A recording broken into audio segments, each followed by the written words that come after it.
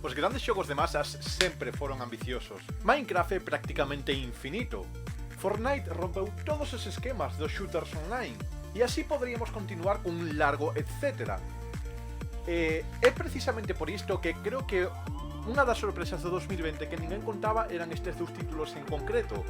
Obviamente falo de Among Us e de Fall Guys.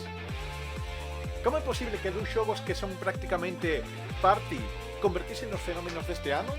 Son fan de, e agora imos descubrilo.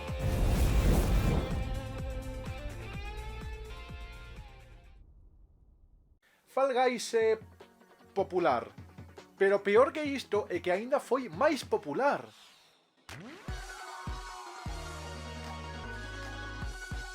Fortnite, o xogo de moda dos últimos anos, parece que está a esgotar os seus últimos días de gloria. Non é que vai a morrer, pero estes días de superpopularidade é moi probable que cheguen ao seu fin pronto. É precisamente por isto que pouco a pouco van surxindo novos xogos que van facendo competencia, que prácticamente son sorpresas repentinas. Fall Guys chegou a romper o molde sendo un xogo multixogador, pero rompendo co espírito competitivo que xa estaba tan arraigado nos xogadores, e fai énfasis neste caso no elemento da diversión.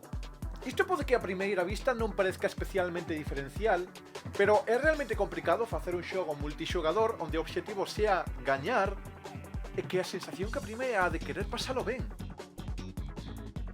É por isto que a xente non se enfada cando perde neste xogo, e incluso nacen novos tipos de xogadores como por exemplo os tocacollóns.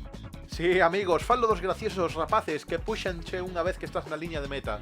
Ademais é moi rexogable, porque quero dicir, os xogos multixogador habitualmente ten sempre un solo mapa. Podemos ver o League of Legends ou, noutro caso, Fortnite, por exemplo.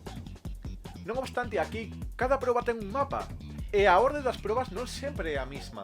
Colle precisamente o sistema de minixogos dos Mario Party e os converte en probas tan divertidas que invitan aos xogadores a xogar unha e outra vez.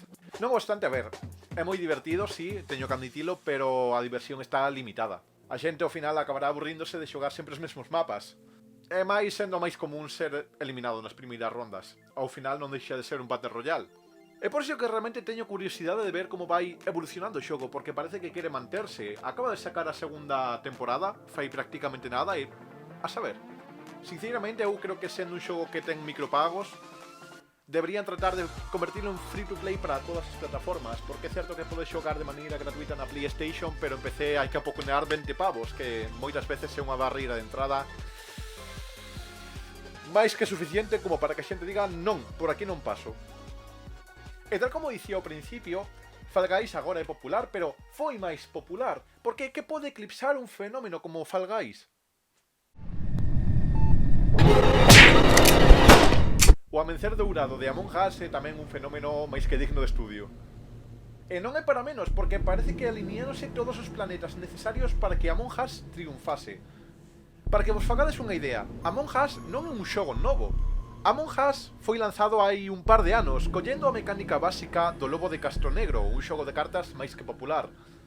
E adaptou esta mecánica deste xogo de cartas a un entorno interactivo que, sinceramente, na miña opinión, está moi ben construído.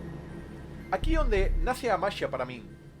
A mestura de que os xogadores estivesen encantados cos xogos multixogador, que sexan divertidos precisamente polo éxito de Fall Guys, e cunha canto menos inquietante similitude de diseño, creo que foron os ingredientes necesarios para crear o éxito de masas do que estamos a falar. É certo que o xogo creceu pola súa conta, pero creo que esta vez sí que necesitamos facer un pouco de hincapé na burbuxa youtuber. A difusión do xogo xa non só en streamers ou youtubers españois, sino a nivel multinacional. Porque non estamos a falar de que fagamos gameplays como podría ocurrir en calqueiro outro xogo. Neste caso, a necesidade de interactuar con outra persoa na que teñas que confiar provocou comunidade.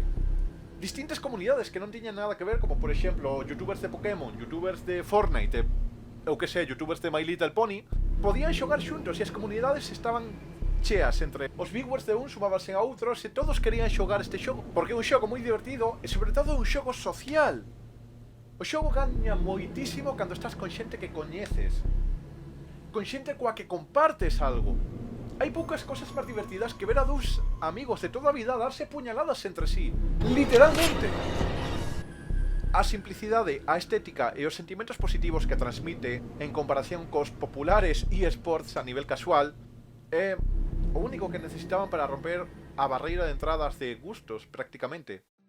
Quizás non dure moito, e quizás sexa algo moi pasaxeiro, pero non podo evitar ter o mesmo sentimento que en 2017, cando Pokémon GO invadiu o mundo para facernos disfrutar a todos do mesmo xogo. E ten mérito, por unha vez, de novo, ter un xogo que fáganos colaborar e pasalo ben, unirnos en vez de enfrentarnos. I don't know what you want. Let's have a bit